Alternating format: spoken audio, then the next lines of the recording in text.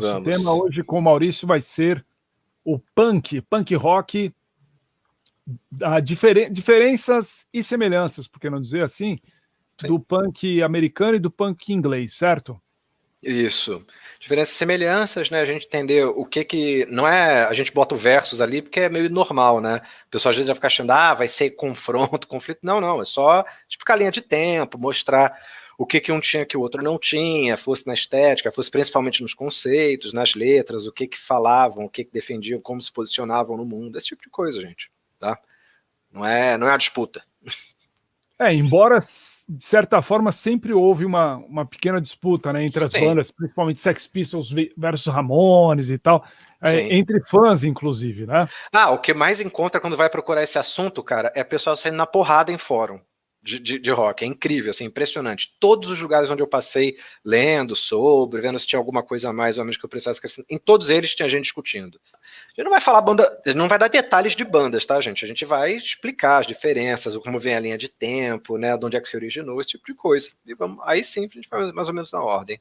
Não, porque é o seguinte, o começo dessa história, dessa discussão é sempre o punk surgiu aonde, né? Então, é uma confusão muito comum que se faz. Eu já vi muito na imprensa, acho que agora, mais de uns anos para cá, menos. Essa confusão de que o punk é inglês, o punk nasceu na Inglaterra. Mas, na verdade, não. O punk nasceu nos Estados Unidos. Isso. Concorda?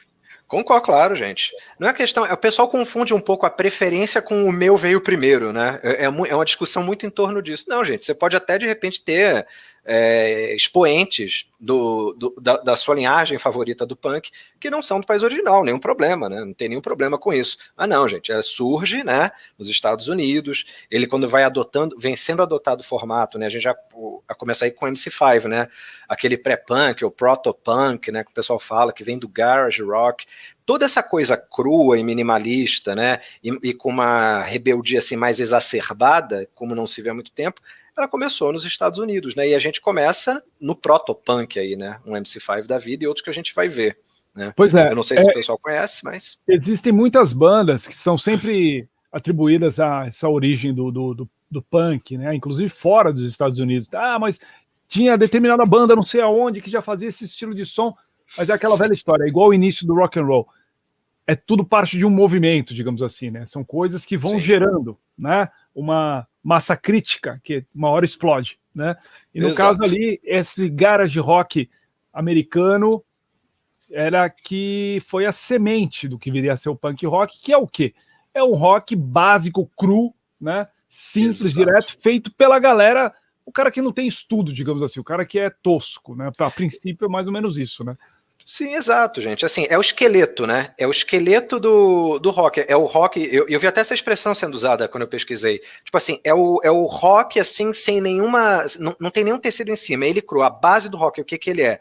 São os moleques, são os caras, umas meninas, tocando instrumentos de forma bastante rústica, aprendendo na marra, sem muita sofisticação, sem preocupação em apurar, né, ou em lapidar a sua técnica, e tudo isso, né, aí tem esse viés de o que eles queriam dizer. Mas é isso, é a base, né, exatamente o que você falou, esse garage rock é a semente, e é disso que vem, e isso vem com mais força, e engraçado que você falou também, o pessoal sempre tem essa coisa, mas em tal lugar tinha gente fazendo, mas em tal, eu falei, cara, mas né, se um cara bateu lata num lugar urrando, né, num país qualquer, não quer dizer que aquilo fosse um movimento, né, naturalmente, você vai ter. É interessante, porque o MC5 surge em 64, mas a banda só vai gravar o primeiro disco ao vivo em 69, né? 69. E é uma banda que já tinha todas as características do que seria o punk.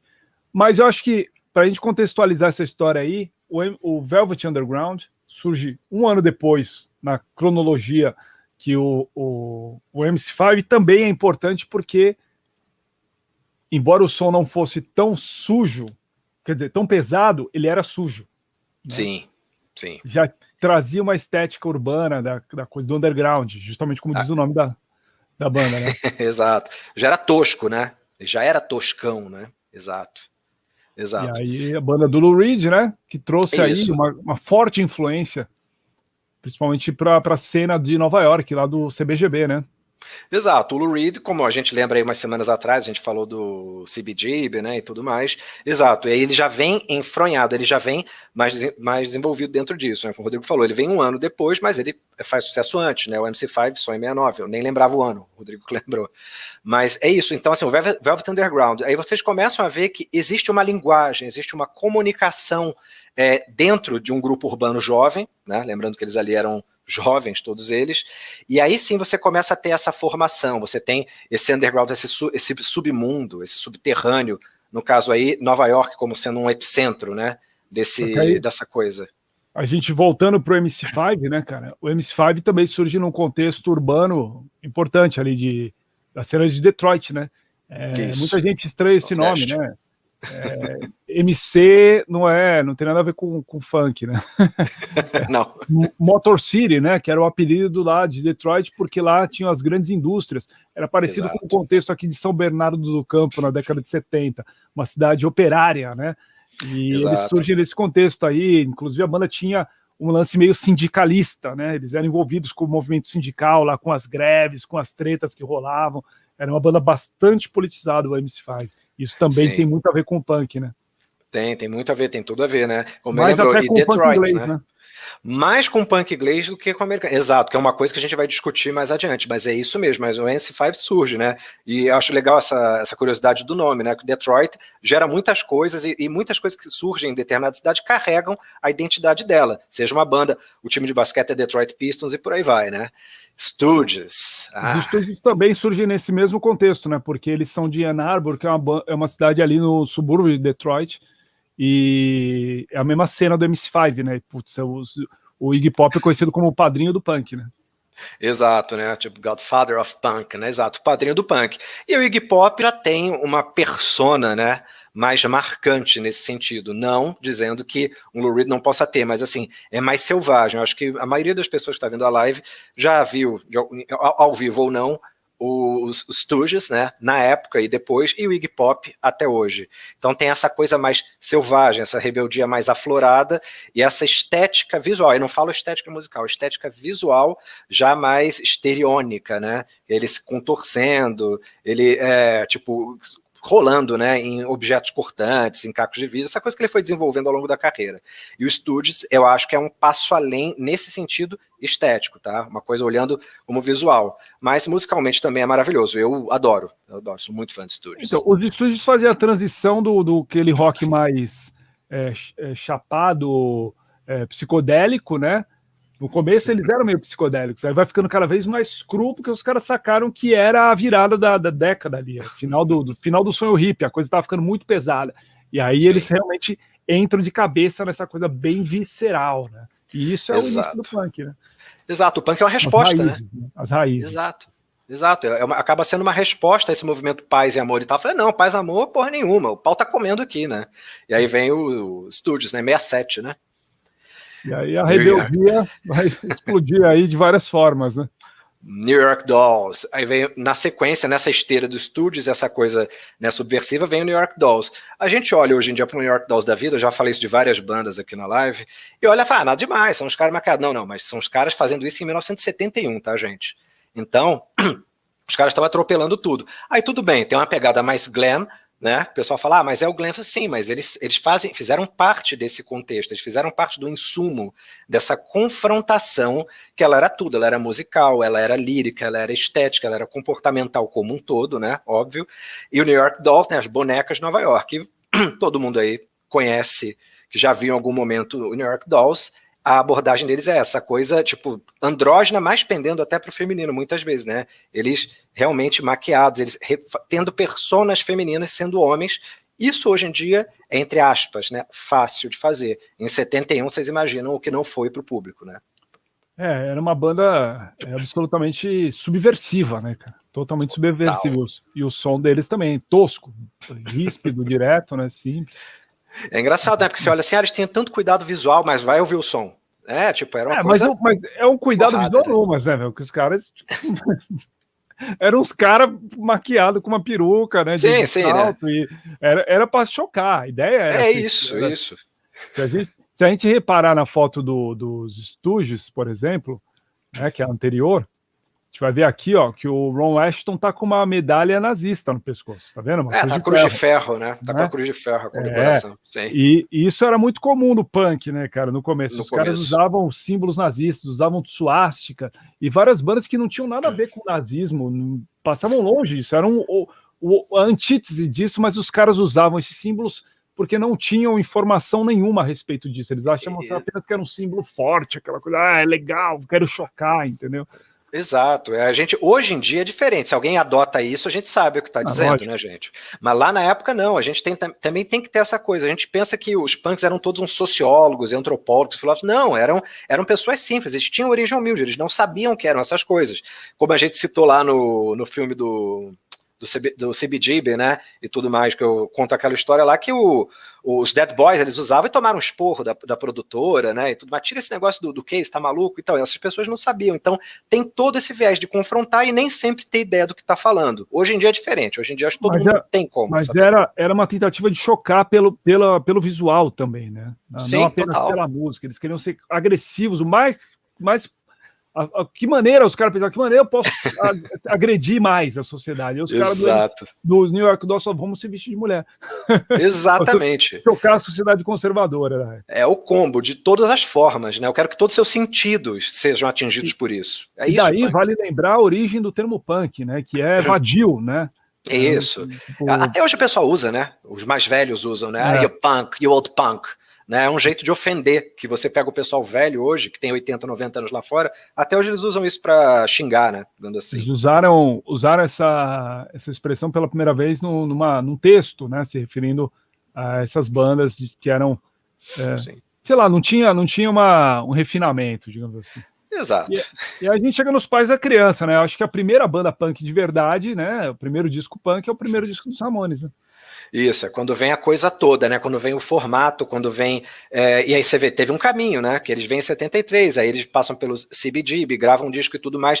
Então, assim, levou 10 anos pra gente ter uma ideia do que era, olha só, é exatamente isso aqui, não é mais proto, esses jovens existem, esse formato, essa proposta musical agressiva em tudo existe, e tudo bem, por mais que tenha um resgate, né, estético, jaquetinha, né, meio cinquentista, isso aí são ciclos de 20 anos que acontece, esse é papo até para outra live, mas isso tem tudo a ver com a juventude deles, tem a ver com o que eles estavam resgatando, e o que eles queriam? Bom, eles queriam simplesmente curtir no começo, né, Ramones, como o Rodrigo mesmo já falou algumas vezes, né, a gente conversando e tal, os caras meio cabeça de vento, né, mas vem com toda a rebeldia, uma questão social particular, né, não era necessariamente mega consciência de classe, mas era um confronto, era um questionamento à sociedade, realmente. Não, era aquela coisa assim, eu curto rock and roll, também posso ter uma banda, entendeu? Não preciso... você vê que hoje a gente vai fazer um contraponto muito curioso aqui nessa live, porque a gente vai de um extremo a outro, né? Agora a gente está mostrando os caras que vinham do contrário, do lado contrário, tipo, rock and roll pode ser feito por qualquer um, de uma maneira simples, eu posso pegar um instrumento ali sem saber tocar e fazer um som legal. Depois o Alex vai mostrar o outro lado, que é o lado do refinamento musical, entendeu? Isso. E aí vem os Ramones fazendo esse. Os Ramones, e aí já... primeiro disco sai em 76, né? E aí é a pedra fundamental do que viria a ser, com todos os elementos visuais, né, estéticos e sonoros, o que pode ser considerado o punk rock, né? Sim, com certeza. Blondie, ela estava lá também, né? Tipo Debbie Harry, né? Chris Stein e companhia, né? E aí você tem uma outra coisa, que é o quê? Mulher, claro, a gente já teve uma série, né, que a gente fez sobre mulheres na história do rock. E claro que a Debbie Harry foi citada junto com outras, mas é interessante ver como a gente está falando do segmento mais agressivo, mais forte, uma cena, não é só o palco, gente, é a cena como um todo, é um movimento. E de repente você tem uma mulher, né, como frontwoman, né? A gente tem sempre frontman, você ter uma mulher tipo liderando, né, uma banda à frente do palco, numa cena, num movimento onde a agressividade, onde a confrontação, o simples fato de ser mulher, ainda nessa época, era, e ainda é hoje, né? Vocês imaginem então nos anos 70, já era também simbolizar uma subversão no entendimento da época, né? Vocês imaginem, entra lá, sobe, né? Essa loirinha, né? Como é o nome da banda, Blondie, toda delicadinha, meiazinha e tal, e bota pra quebrar junto com a banda. Né? Mais engraçado é o contraste, né? Dela nesse lugar imundo que era o CBGB, né? Toda bonitona, toda modelete. Ela era toda modelinho, né? Até hoje, ela tá muito bonita hoje. Runaways, acho que é das moças do punk, né? São as que talvez sejam entre as mais famosas, junto com a Deb, né, e tudo. As Runaways, eu escolhi uma fotinho que geralmente a gente não usa, né, todo mundo tá habituado a ver no palco e tudo mais, mas elas no palco, como todo mundo via, né, era uma performance catártica também, principalmente a Cheryl Curry, né, que teve sérios problemas depois até com droga e tudo mais, como todo mundo praticamente teve, mas elas também vinham, e elas atingiram um sucesso comercial incomum, ainda na época, e aí era uma banda inteira feminina, tá, gente? Então, tivemos também, tivemos muita gente que é considerada, como eu falei com o Rodrigo, a gente não vai falar de todo mundo, né, óbvio, né, gente? Estamos passando pela linha do tempo. E as Runaways, elas atingem um sucesso diferenciado e considerando que são uma banda dentro de um cenário punk, né, de um cenário agressivo, inteiramente feminina. Isso aí já é também um marco. Dead Boys. Cara, esses caras eram assustadores, né? Vamos lá. Dead Boys a gente conhece pelo CBGB, óbvio, também naturalmente. E eles eram, eu acho que estão entre os mais selvagens, cara. Acho que hoje em dia, posso dizer algum tempo que estão entre os meus favoritos lá da cena, viu, na época. Você gosta pra caramba, né, Rodrigo? Você é mega fã. Foi a banda que deu origem ao Sex Pistols, podemos dizer assim, né? Exato. Malcolm McLaren foi lá para os Estados Unidos, conheceu esses caras aí, podrões, e levou a ideia lá para a Inglaterra. E aí a coisa vai germinar depois na Inglaterra, né? Exato, vai germinar na Inglaterra. Como o Rodrigo falou, o Malcolm McLaren bateu o olho, levou, criou o Sex Pistols, mas a gente passa pelo The Damned antes, né? E Dead Boys é uma coisa selvagem pra caramba, viu, gente? O cara se enforcava no palco, uma coisa muito maluca. E o The Damned, né? O The Damned, eu até separei uma aspas aqui, que eu achei interessante, eu tava pesquisando, né? Do Lemmy, né? Que o Lemmy fala, ele chegou a tocar baixo rapidamente, deve ser alguma dessas colaborações, né? Lá na época. Estamos aí no Reino Unido, em 76, tá?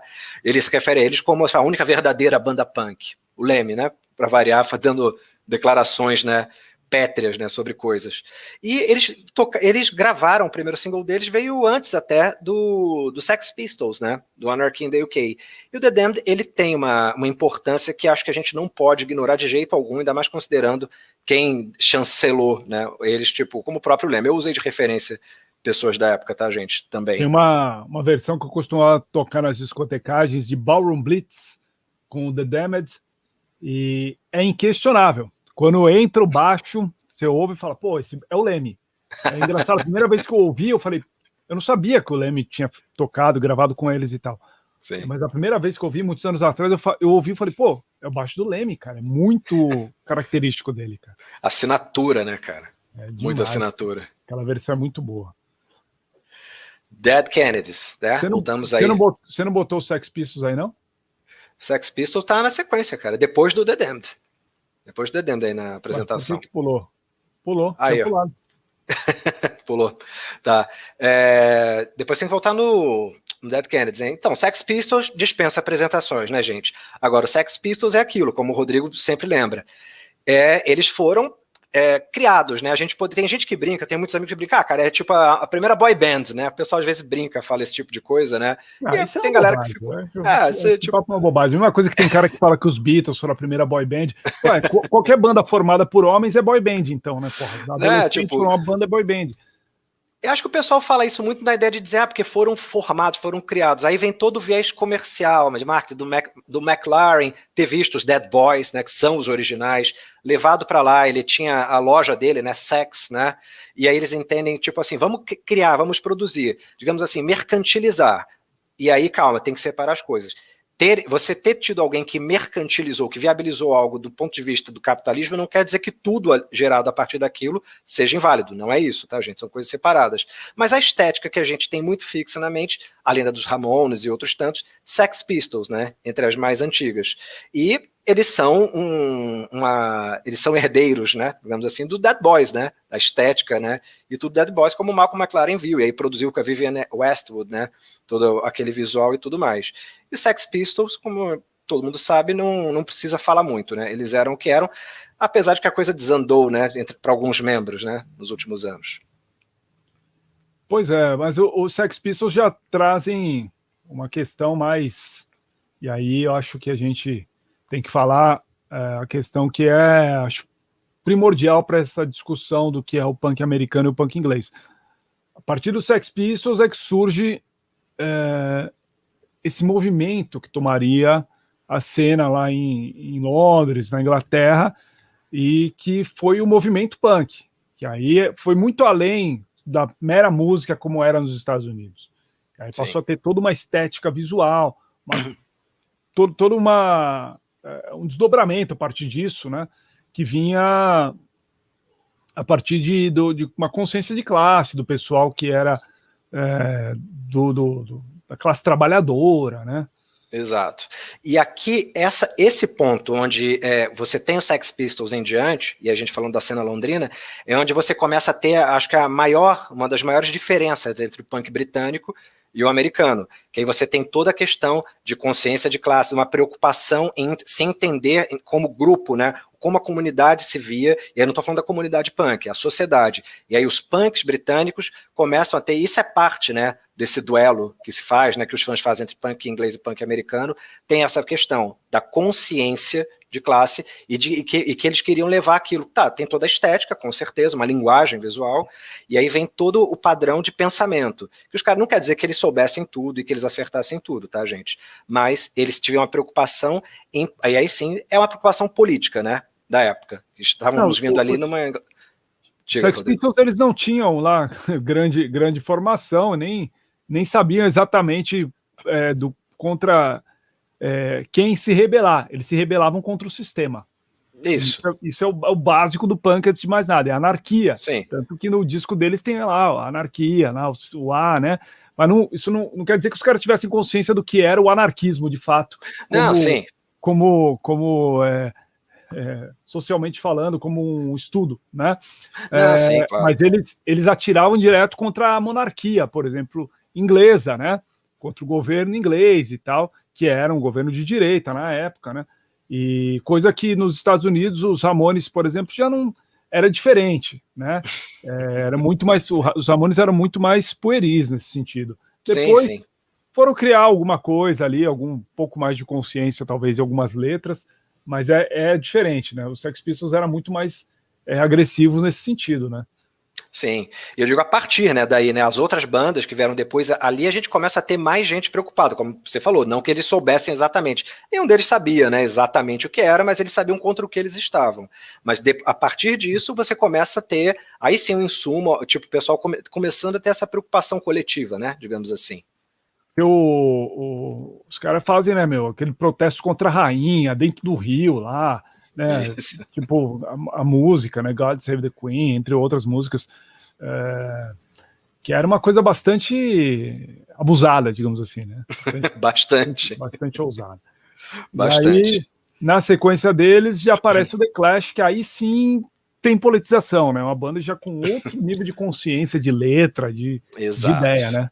Exato. Então, os ingleses, eles vão mergulhando gradualmente, ano após ano, o punk inglês, ele vai mergulhando mais e mais em politização. Não é que todo mundo tivesse na forma mais profunda, não é nada disso, gente. Até porque tudo é política e tudo é político, né? A gente tem que entender isso, não existe. Até decisão de se excluir da política é um ato político. Então, o The Clash começa realmente a mergulhar cada vez mais e se direcionar. E aí começa, você vai tendo, digamos assim, uma lapidação, né? Acho que as bandas punk inglesas, elas começam a se lapidar mais nesse sentido. Muitas delas, né? Não vou dizer que todas. Então, aí, acho que nessa sequência, né? Aí vem, por exemplo, outras bandas como Buzzcocks, né, meu? Isso, Buzzcocks. Típica banda do subúrbio inglês, né, cara? Até eu peguei essa foto de propósito, cara. Achei muito legal. Tá vendo o que os caras eram? Não, cara, os caras são proletário mesmo, né? Uma banda muito bacana também, com os clássicos aí sensacionais, né? Muito. E aí, o punk vai indo, Cockney Rejects. Também é uma expressão inglesa, né? Esse Cockney, sim, né? Isso. Os Cockneys é porque eles eram Cockney. Isso para nós que somos brasileiros não significa muita coisa, mas os ingleses eles criam muitas designações, denominações de acordo com a região. Muito disso baseado em preconceito mesmo, tá, gente? Imagina os preconceitos regionais que nós temos aqui no Brasil. Lá eles têm uma coisa usada. Eles falam, eu até acho que comentei com o Rodrigo, eu entrevistei essa banda no último portal. que eu fui editor, né? Por e-mail mesmo e tal, com o produtor deles e tudo. Então, assim, eles eram de uma região, eles olha, nós somos Cockney, né? Nós somos dessa região, então, e somos rejeitados por todo mundo, a Cockney Rejects, né? Mas explica o que é Cockney, porque você está falando cara, Cockney. Então, são da região ao norte de Londres, eu esqueci o nome, a região especificamente, mas na fronteira norte de uma região de Londres específica. E esses termos, eles vêm de acordo com os sotaques. E de acordo com os sotaques de cada região, você pode dizer, esse cara é de tal lugar, esse cara é de tal lugar, como qualquer outro país. Mas os ingleses parece que levaram isso quase a uma arte. E aí eles usam, isso é meio que oficial, digamos assim. Boa parte do tempo usado para ofender por quem não é dessas regiões, principalmente pelas elites, pela nobreza, mas o Cockney Rejects, né, com o sotaquezão deles, que os identificavam como Cockneys. É mais ou menos assim, vai. Um boy do Morumbi ou do Jardim se referindo ao mano da ZL, né? Tipo isso, exatamente. Boa. É isso mesmo. E os caras, e assim, vocês estão vendo o punk inglês, a gente tá falando, galera de subúrbio, a galera de região pobre e tudo mais. E aí os Cockneys, né? Que eram eles, naturalmente se identificavam, e foi muito engraçado até, né, que na entrevista fica muito claro que eles têm uma postura dura até hoje em relação a tudo, porque vieram de uma realidade dura. Eles continuam na ativa, tá, gente? Tá vendo esse cara aí magrinho, fazendo muque? Cara, eles viraram tipo uns coroa marombeiro, assim, são os caras brutos. São hooligans, brigam, gostam de futebol. Hoje em dia eles só usam aqueles bonezinhos de tiozão inglês, camiseta cortada que nem eu uso, mas eles têm 40 vezes o tamanho do meu braço. Cara, dá medo. Quando eles... e tem uma coisa, que eu anotei aqui pra lembrar, né? O vocalista do Cockney Reject, putz, esqueci o nome dele agora. Ele no começo da introdução das músicas, eles foram, entre aspas, os pais da Oi Music, né? Aquele subgênero para Oi, oi, oi. Foram eles que criaram. Essa expressão inglesa que você usa para chamar atenção, tipo um rei. Só que o oi é uma coisa que te chama mais atenção, né? Então eles foram considerados os pais disso. Um pouco a história, né? Porque aí começaram a aparecer bandas neonazistas que usam esse oi também. Aí a coisa complica. Aí entra o hardcore na história, né? Exato. Aí o negócio começa a ficar pesado.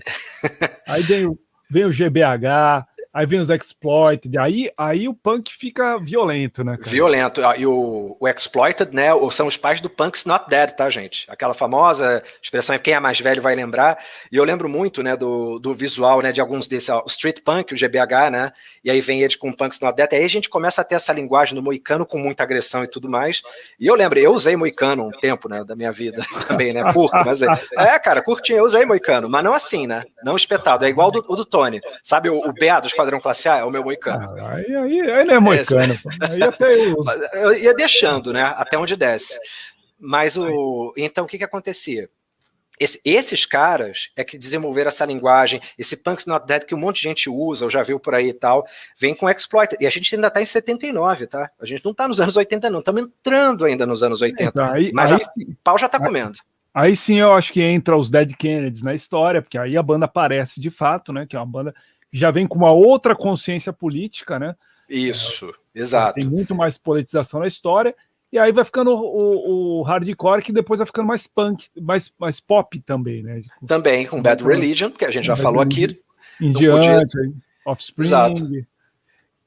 E aí você tem essa mescla, o punk começa a entrar um pouco no pop, não necessariamente pela linguagem, tá, gente? Mas começa a ser acolhido, você tem tudo que for criado musicalmente, culturalmente, vai ter subdivisão e subgênero, e vão ser criados para sempre, não adianta espernear, né, e atacar e tudo mais. E em 80 surge o Bad Religion, que tá aí até hoje na ativa, o vocalista foi tema aí, né, live passada, retrasada, falando de cientistas, Offspring, tem toda essa galera, e tem também, né, o pessoal que é mais Agnostic Front.